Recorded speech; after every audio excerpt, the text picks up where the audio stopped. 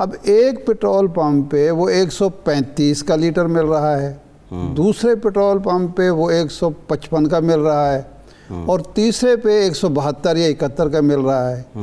او بھائی یہ کون سی راکٹ سائنس آپ کو چاہیے؟ کتنے آپ کو ماہرین چاہیے IMF سے لا کے بٹھانے ہیں جو اس چیز کو کنٹرول کر سکیں؟ یہ تو آپ کی جو حکومت ہے، ایڈمنسٹریشن ہے، اس نے کنٹرول کرنا ہے۔ ایک دکان پہ ایک پھل جو ہے 10 روپے اگر مل رہا ہے، دوسرے 15 مل رہا ہے، کوئی پوچھنے والا نہیں ہے۔ اچھا یہ جو ہے یہ کمزور انتظامی گرفت ہے۔ آپ نے جو ٹیم مقرر کی ہے صوبے میں خاص طور پر اور مرکز میں بھی، ان کو کوئی پرواہ نہیں ہے کہ عام آدمی کس طریقے سے زندگی بسر کر رہا ہے، وہ کس طرح گزارا کرے گا۔ کھاد کی بوری جو 6000 کی ہے وہ 8000 پہ چلی جائے، کوئی پوچھنے والا نہیں ہے۔ عام جو خاص طور پر ہماری 70% آبادی دیہاتوں میں رہتی ہے، زراعت پیشہ ہے، ان سے جا کے پوچھیں کہ یہ بجلی کی قیمتیں آپ جب بڑھاتے ہیں، جب پیٹرول کی تیل کی قیمتیں آپ بڑھاتے ہیں، جب باقی چیزوں کی کھاد کی قیمتیں بڑھتی ہیں تو ان پر کیا گزرتی ہے؟ کاسٹ آف پروڈکشن آپ کی بڑھتی ہے اور اس کے نتیجے میں ان کی غربت میں مزید اضافہ ہوتا ہے۔ لیکن آج خوش قسمتی سے ہمارے ساتھ ماہر معیشت، ماہر معاشیات جناب ڈاکٹر اشفاق حسن خان صاحب موجود ہیں۔ ہم ان سے پوچھیں گے کہ ڈاکٹر صاحب وہ اعداد و شمار کا جو معاملہ ہے وہ عام آدمی کو سمجھ نہیں آتا۔ یہ اس وقت جو مہنگائی ہے یہ IMF کی لائی ہوئی ہے، حکومت کی کمزور انتظامی گرفت ہے، یا یہ ماضی کا ملبہ ہے؟ نہیں دیکھیں کہ ماضی کو گزرے ہوئے بھی 3-4 سال ہو گئے ہیں تو یہ اس کا ملبہ تو نہیں ہو سکتا۔ آخر ماضی کے حکمرانوں نے اگر غلط کام کیا تھا تو عوام نے انہیں اٹھا کر پھینک دیا۔ اب جو حکومت وقت آئی ہے اب اس کی ذمہ داری ہے کہ جو ماضی میں خرابیاں تھیں اس کو بہتر کرے، اور یہی ایکسپیکٹیشن بھی تھی لوگوں کی۔ اور یہ حکومت جب اپوزیشن میں تھی تو لوگوں کو یہی ایکسپیکٹیشن دلوایا تھا کہ ہمارے پاس تو 200 کے قریب لوگ ہیں جو باہر سے آئیں گے اور آ کے سب اچھی جگہ پہ ہم نے کی جگہوں پہ بیٹھیں گے اور پاکستان کی معیشت کو اور کہاں آسمان پہ پہنچا دیں گے۔ تو وہ کہاں چلے گا بھی وہ لوگ؟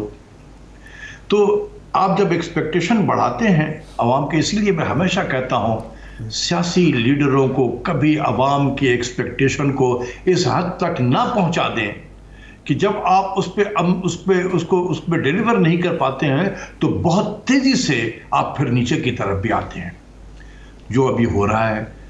تو دیکھیں مہنگائی کا آپ نے ذکر کیا، اس کے بہت سارے وجوہات ہیں۔ سب سے مین وجہ جو جس کو میں کہوں گا وہ آپ کی کرنسی کا فری فال ہو جانا، گرتے چلی جا رہی ہے۔ اب جب کرنسی آپ کی جو نیچے کی طرف گرتی ہوئی جائے گی تو جو بھی آئٹم آپ باہر سے امپورٹ کر رہے ہیں اس کی لینڈڈ کاسٹ پاکستان میں بڑھ جائے گی۔ مثال کے طور پہ اگر 2 مئی کو کوئی چیز پاکستان میں آئی ہے $1 مالیت کی تو اس کا لینڈڈ کاسٹ 152 روپے تھا، اور جتنی بھی جو ٹیکس ویکس لگ رہے تھے وہ 152 روپے پہ لگ رہے تھے۔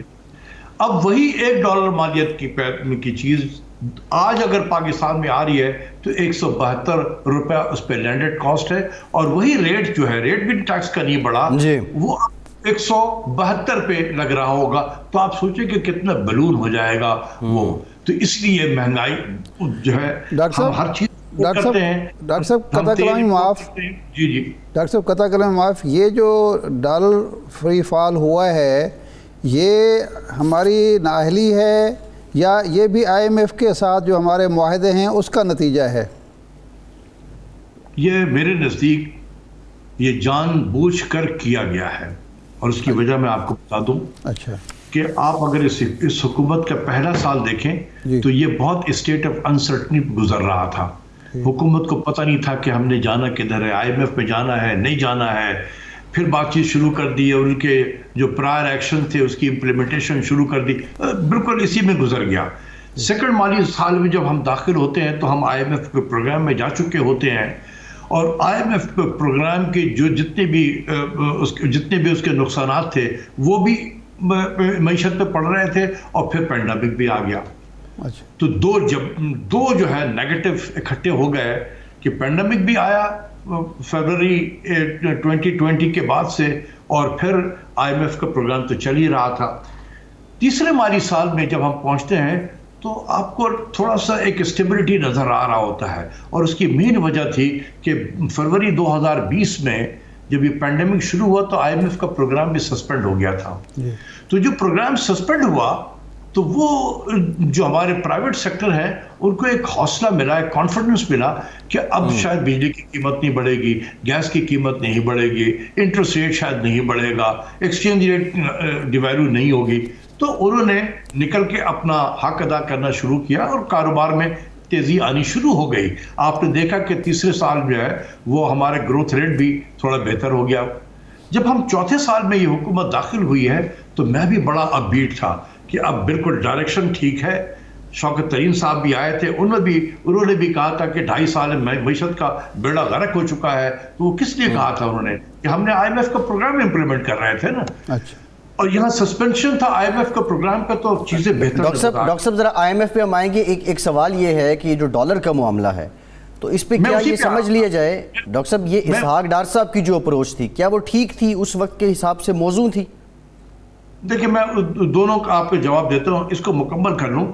تو یہ جب ساری چیزیں بالکل ٹھیک چل رہی تھی, آپ یقین کریں کہ میں بھی بہت اپ بیٹ تھا کہ ابھی چوتھے مالی سال میں یہ حکومت بالکل ٹھیک جا رہی ہے اور پھر 5ویں میں ایک مومنٹم گین کر رہی ہے اور 5ویں سال میں اور زیادہ بہتری آئے گی. شاید کسی کی نظر لگ گئی یا ان کو ڈیمیج کرنا تھا اس حکومت کو. اچھا, اور ایکسچینج ریٹ کو بالکل آپ نے ہاتھ سے چھوڑ دیا. 152 سے 172 20 روپیہ پر ڈالر جب اتنے شارٹ پیریڈ میں نیچے چلا جائے تو ہر چیز جو ہے آپ کی مہنگی ہو گئی ہے اس کی وجہ سے. تو آج مہنگائی کا جو کوہرام مچا ہوا ہے وہ اسی وجہ سے مہنگا ہوا ہے کہ آج صرف نچلا طبقہ نہیں کچلا جا رہا ہے. ایک جو مڈل کلاس جس کے ہم کہتے ہیں نا, وہ ایک کشن پرووائڈ کرتا ہے نچلے طبقے میں اور امیر طبقے میں, ایک کشن ان کا ہوتا ہے. اب وہ کشن بھی جو ہے وہ اب پریشان ہو رہا ہے. یہ مڈل انکم طبقہ بھی جو ہے وہ بھی پریشر میں آ گیا ہے اور یہ اچھی نشانی نہیں ہے.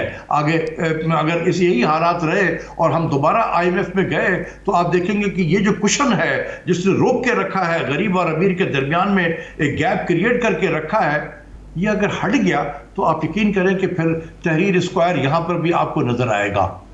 ڈاکٹر صاحب یہ جو آپ نے فرمایا کہ نظر لگ گئی یا کسی نے جان بوجھ کے ایسا کیا, تو کیا 3 سال میں یہ تجربہ حاصل نہیں ہوا حکومت کو کہ نظر نہ لگنے دے اور کسی کو شرارت نہ کرنے دے؟ 3 سال میں یہ کچھ نہیں سیکھ پائے؟ اب یہ تو پرائم منسٹر بھی بتائیں گے. آپ لوگوں کے ملاقات ہوتی رہتی ہے, آپ پوچھیں پرائم منسٹر سے کہ آپ کو سمجھ میں نہیں آ رہا تھا کہ یہ ہو کیا رہا ہے, یہ اچانک ہر چیز خراب کیسے ہو گئی ہے. اچھا, تو کسی نے تو کی ہے نا جی. اس آستین کے سانپ کو تلاش کریں آپ, وہ آپ کے اندر بیٹھے ہوئے ہیں. کس کی ذمہ داری ہے ایکسچینج ریٹ کو ٹھیک رکھنا؟ اسٹیٹ بینک کی ذمہ داری ہے. اسٹیٹ بینک کا سربراہ کون ہے؟ گورنر اسٹیٹ بینک ہے.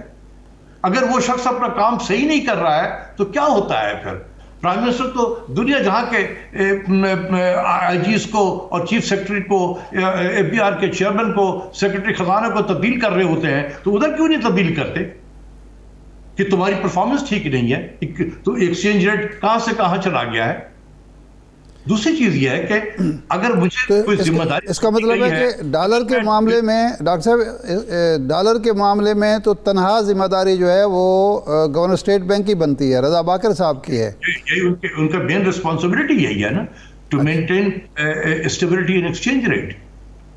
تو دیکھیں جب آپ کا ریزرو بڑھ رہا ہو جی تو اس بات کی عکاسی ہے کہ آپ کے یہاں ڈالر کا انفلو زیادہ ہے آؤٹ فلو کے مقابلے میں.